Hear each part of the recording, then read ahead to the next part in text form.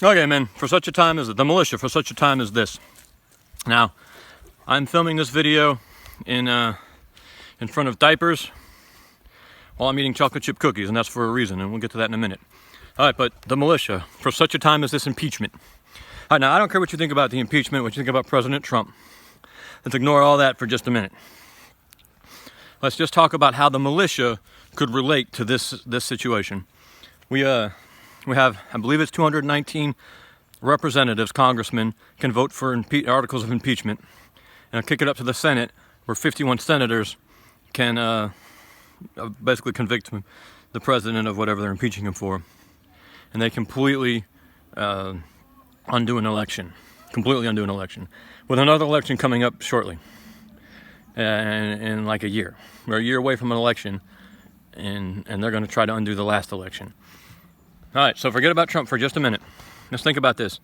219 representatives and 51 senators equals 270 people. Not 270 of our best people either. And they are about to make us a decision that affects the whole nation, could tear the whole nation apart.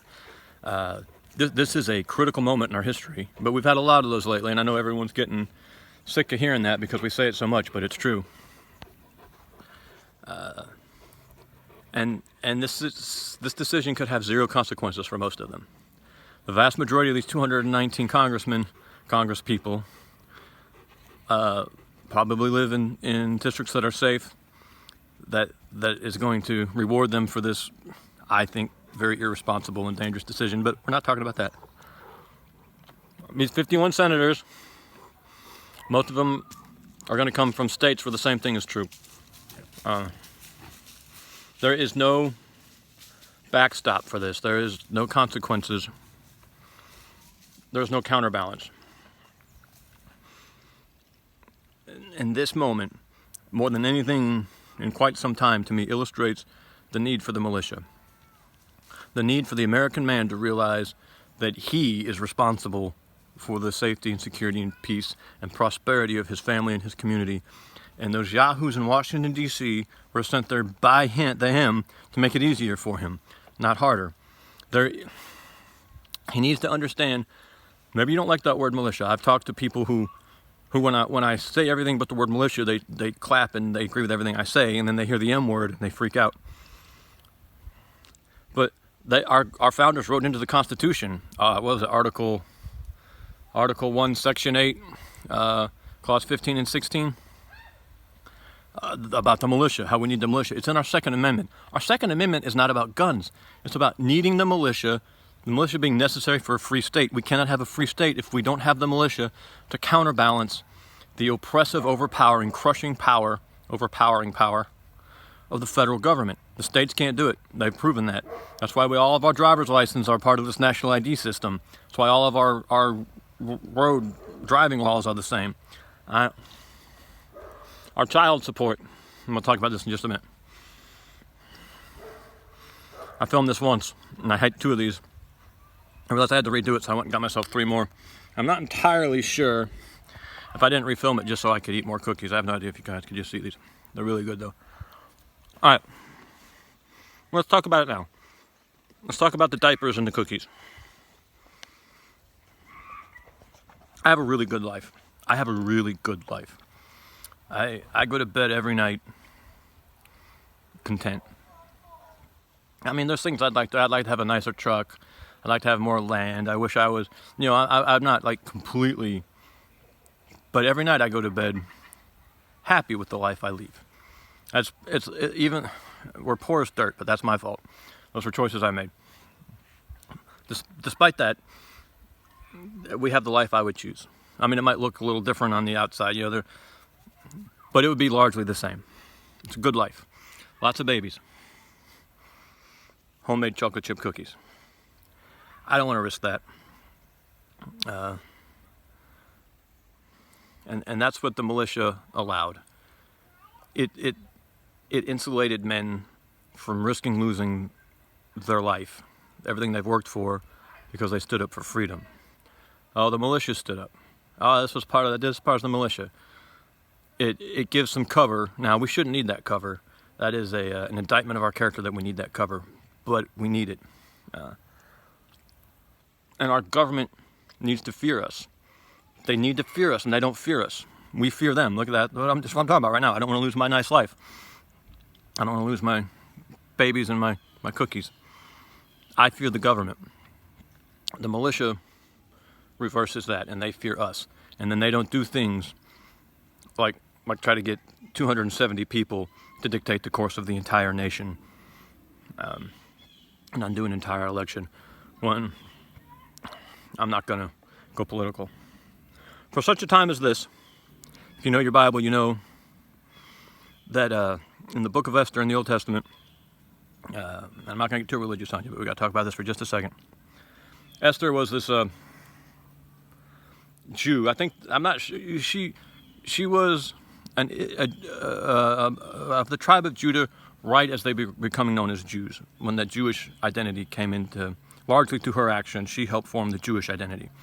And she was a young girl who'd been taken to Babylon in the captivity, or her parents had been taken to Babylon in captivity, and through a kind of convoluted set of circumstances, she ends up being the queen of the empire.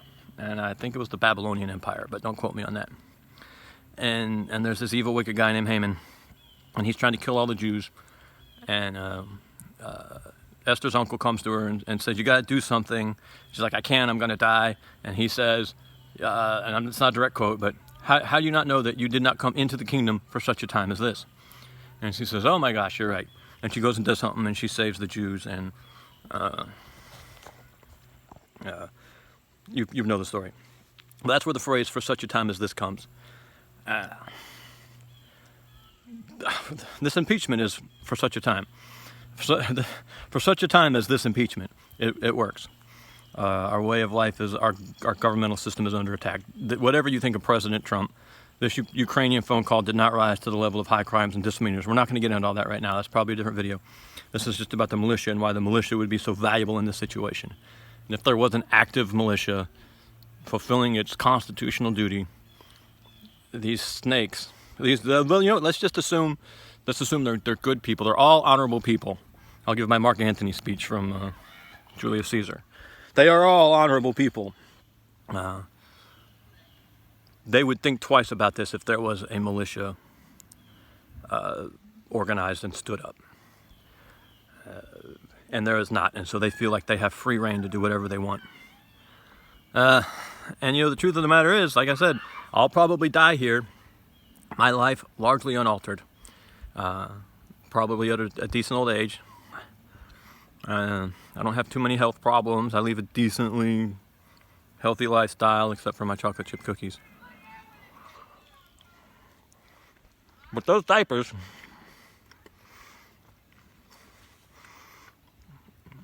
represent something.